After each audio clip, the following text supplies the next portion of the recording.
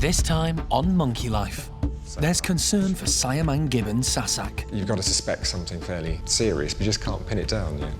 Hananya's chimps go fishing for goodies. They all have their own technique, some are better than others.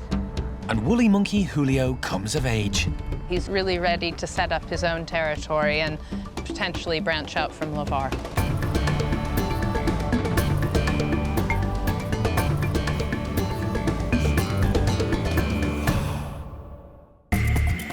Monkey World in Dorset is the largest sanctuary of its kind on the planet. The team, led by Dr. Alison Cronin, rescue and rehabilitate abused and neglected primates from all over the world. The sun is still beating down. He must be in the shade. Please, put him in the shade. The park is home to more than 240 monkeys and apes from 18 different species. And the aim is to give them a safe haven for life. 12 months ago, Siamang gibbon Sasak came to Monkey World from Dublin Zoo to join Sam, the only Siamang then at the park. They are the best of friends and spend much of their time singing together up in the trees.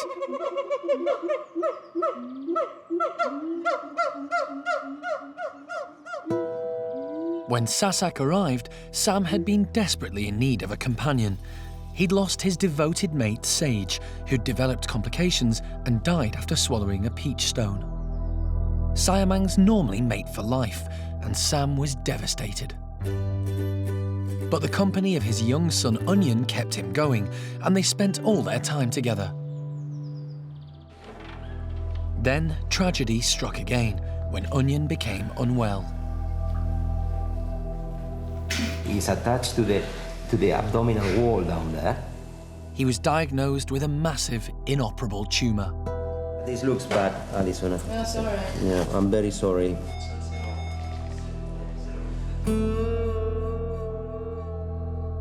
Sam was left all on his own. And it took months to find him a suitable mate.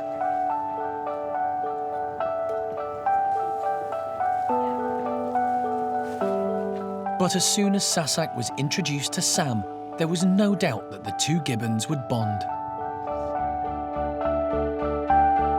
It was love at first sight for both of them.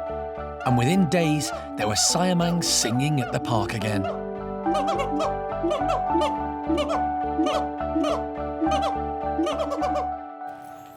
But now it looks like their honeymoon could be about to come to an end. For the last few weeks, Sasak has been off colour. She's been sick a couple of times, but she's just very non-specifically not well. She's not eating or drinking terribly. She had one or two bits yesterday. She's just clearly poorly. And we haven't really got a handle on exactly what's wrong with her. This morning, Sam is going to be on his own again, whilst specialist wildlife vet John Lewis carries out intensive investigations on Sasak. She had preliminary x-rays a week ago. Looking at her history and looking at the x-rays, it still remains mysterious. So I don't know what's going on yet. But when primates do this, when they go off, generally off, then you have to take that seriously, because that's a very unusual thing for a primate to do if the problem is just trivial. You've got to suspect something fairly serious, but you just can't pin it down yet. Because of the risks, John's aiming to carry out as many tests as possible, and then she won't have to be anaesthetised again. We want to do repeat x-rays, possibly from different angles. I want repeat bloods. We're going to have some ultrasound done. But before all that, they need to knock Sasak out, and that means darting her. Everyone but Jeremy stays outside, so as not to further alarm her. She needs someone to That distract. stayed in and went all the way back, I believe. Then she's straight down to the hospital. It'll be a stressful wait for Sam. The last time he was separated from his family, Onion never came back. Everyone's hoping that history isn't about to repeat itself. At Hananya's chimpanzee enclosure, the gang are venturing out into the frosty morning. The ice has coated the hoses, making exercise a slippery business. But Hananya, the leader of this troop, has found a way of dealing with it. And he's not the only chimp to fancy an icy snack. Tico and Valerie are wolfing it down. But Tutti, Cherry, Honey and Zeynep have managed to find a spot of sunshine to warm up in.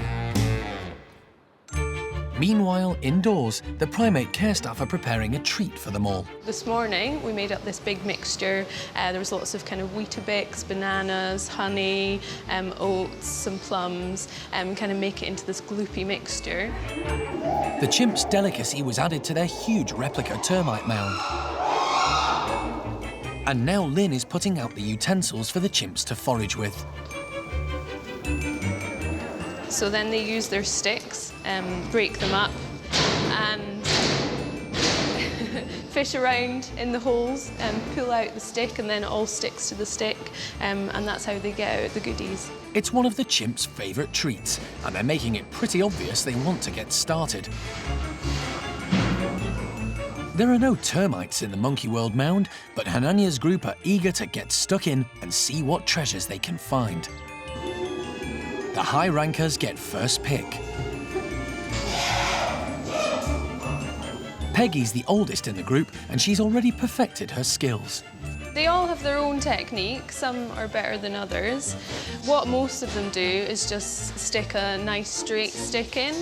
So they'll peel back any sticky outy branches, so they are left with a nice straight stick, and then stick that in the holes, draw it out, and then lick off whatever is stuck to the stick, which is actually quite similar to what they would do if they're fishing for actual termites in a mound.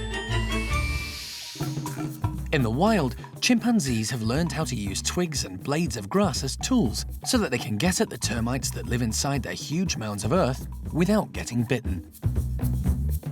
The tiny termites build mounds up to 9 meters high, but they live at ground level or underground. The towers are riddled with ventilation holes, which the termites also use to make their way in and out of their home. They attack anything else that enters them. So when the chimpanzees poke their sticks down the tunnels, the termites bite into them and are pulled out to provide a nutritious ready meal for the primates.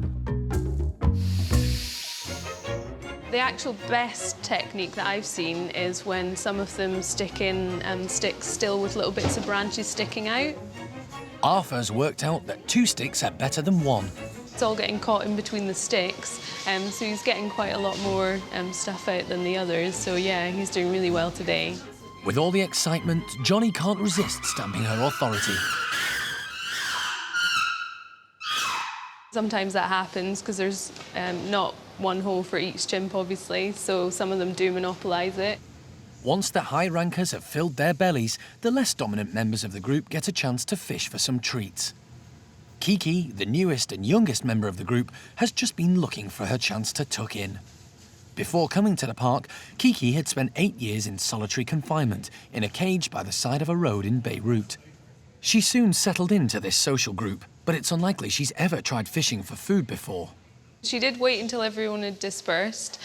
She went around the playroom collecting all different types of sticks. Then she's gone over to the termite mound and she's trying each one individually. She's really experimenting. She's even got 2 in there at the same time. And Kiki's patience is rewarded. While the low rankers continue to forage, the chiefs relax and get 40 winks. Valerie's happy to relax and concentrate on more personal matters.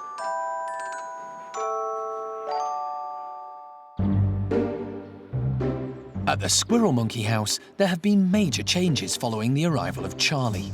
Good little man, what you doing? Hey, little boy. 2-year-old Charlie was removed from his previous owner after the RSPCA found him living in terrible conditions. He went to live with Fidget and his 3 girls, Sam, Topsy and Turvy. Fidget accepted him, and to start with, they all seemed to be getting on well. The critical period is probably going to be in a couple of weeks' time when the ladies start deciding whether they actually like Charlie and whether they want him to be the leader of their group or not. Sure enough, it wasn't long before the ladies chose Charlie over elderly Fidget to head up the group. possibly they had a nice, younger, more handsome man in the group maybe, so they decided to kick out the old man. So yeah, actually it was the females that turned on Fidget. Fidget wasn't injured, but it was clear that he couldn't continue living with the girls and Charlie. So the decision was made to form a new pair consisting of just Charlie and Turvy. With his young rival out of the way, Fidget, who hates any kind of change, can stay in his old home with Sam and Topsy. Sam. Good boy, Fidge. Life is returning to normal for him. Turvy's away from her other girls, so it's a little bit of a test for her, but she seems to be coping quite well, and when needed, Charlie does kind of cuddle up to her and give her that little bit of added attention, which she seems to appreciate. So for the time being, everybody seems happy. And Turvy will now find out if she's chosen the right man.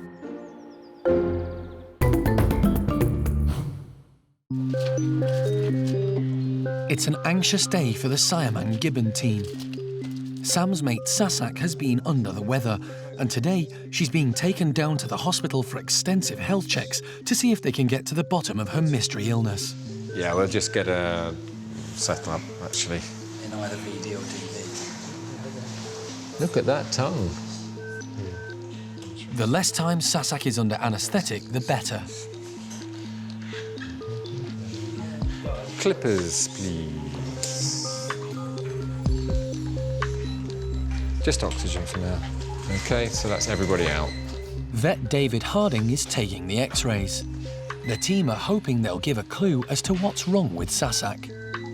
That can't be what they were talking about. John's taken blood for investigation, but unusually, Sasak doesn't stop bleeding from the injection site. She did that last time. Well, we took blood last time. Did she? Took blood, and I put my finger on it, and then took it off. It didn't go on this long, but I had to. Oh, that's interesting. Go again. It could be a sign that Sasak has a more serious problem. I don't think as bad as He's got a lump here. It does appear to be. But this is not dry scurf. And John's not happy with her skin condition. She has a kind of almost a greasy scurf all over the body, actually. Now, that can be to do with environmental conditions, or that could be related to liver disease. Yeah, and the liver, I think, given the bleeding, clotting time. They're ruling nothing out. But when the x-rays are checked, the team are none the wiser about what's making Sasak ill. You would have thought. They decide to press on and do ultrasound examinations of all her internal organs in the hope that these will provide an answer. Dave's looking for any internal abnormality or a foreign body like the peach stone that caused the demise of Sage, Sam's previous mate.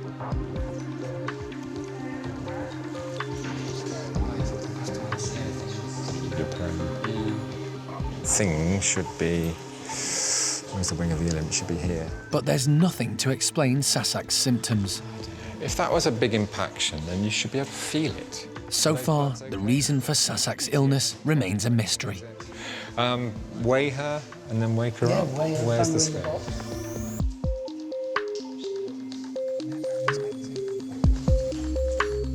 Get the lid. And the atapem as well, please. We've basically been able to rule out a lot of things.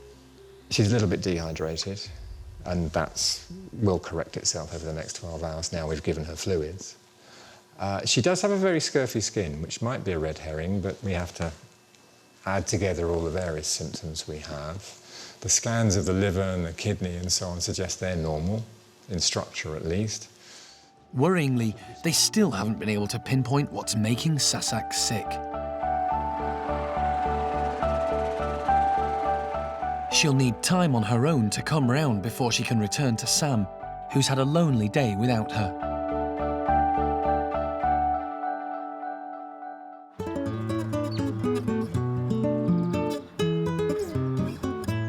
At the Woolly Monkey enclosure, leader Levar is outside with the rest of his family.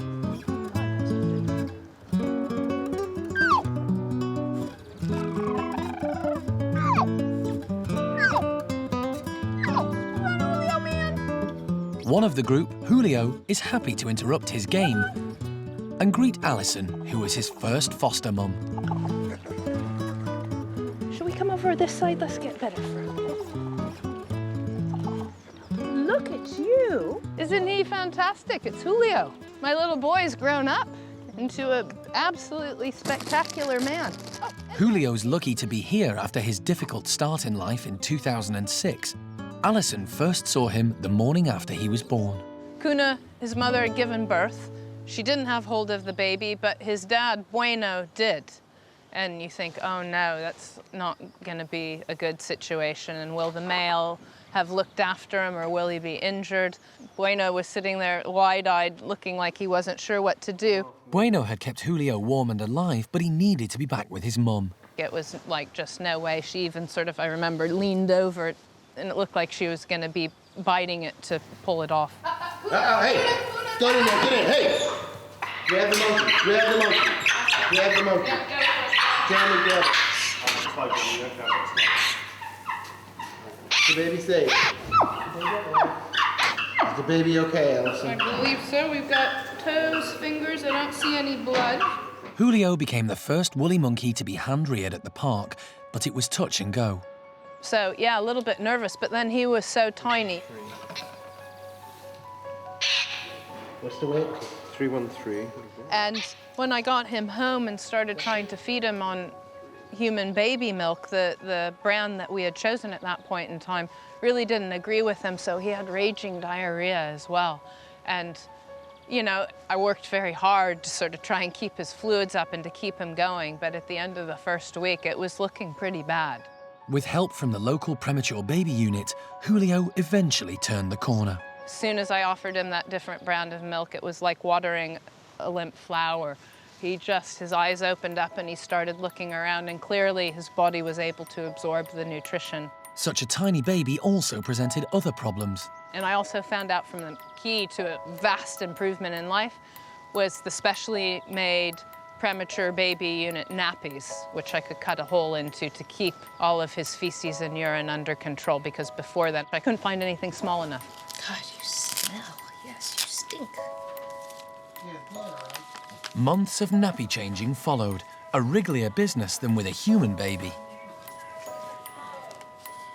But their efforts were rewarded as he gradually put on weight and grew stronger.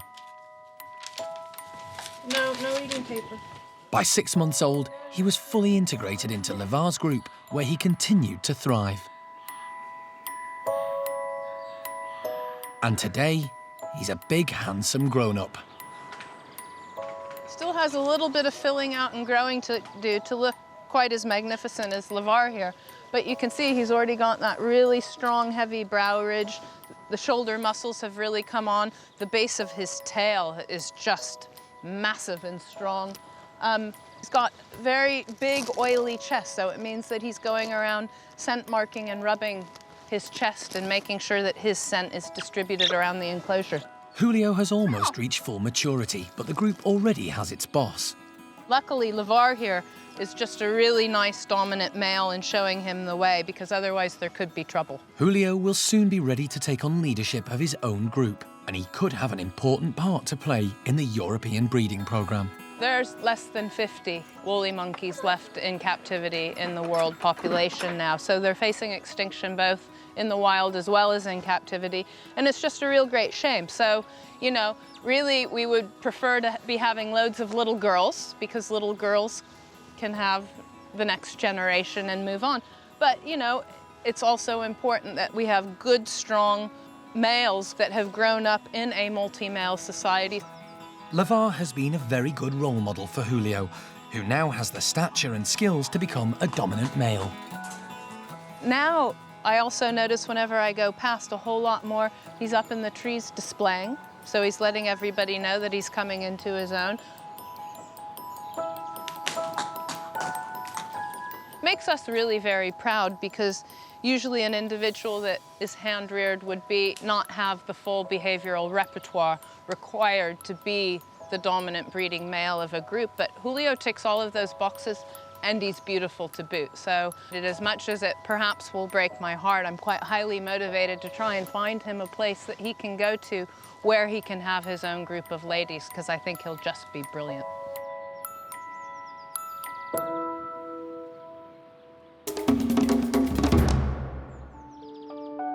At the Siamang Gibbon House, it's been a long day for Sam. He's been on his own while his mate Sasak has been in the park's hospital. It is quite an ordeal, obviously, splitting them up, obviously taking one away. The remaining Siamang doesn't know what on earth is going on, so he's going to be worried, Sam. So far, the clinical examinations haven't shed any light on what's making Sasak poorly. The blood sample has been sent to the lab and they'll try her on a course of steroids and antibiotics. Sasak has now fully recovered from the anaesthetic and is ready to return to her friend. And he's delighted to have her back. These two, they're just the best pair of gibbons, so close. So yeah, there's a lot of relief when you put them back together. Sam's company is just what Sasak needs after a stressful day. She's tucked herself quite quietly in the corner and snuggled up with Sam, just to keep her company, and is just resting now. It's pretty late in the day now, so it's pretty much bedtime.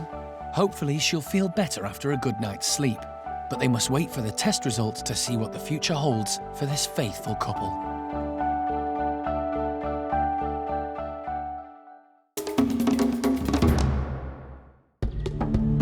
Next time on Monkey Life.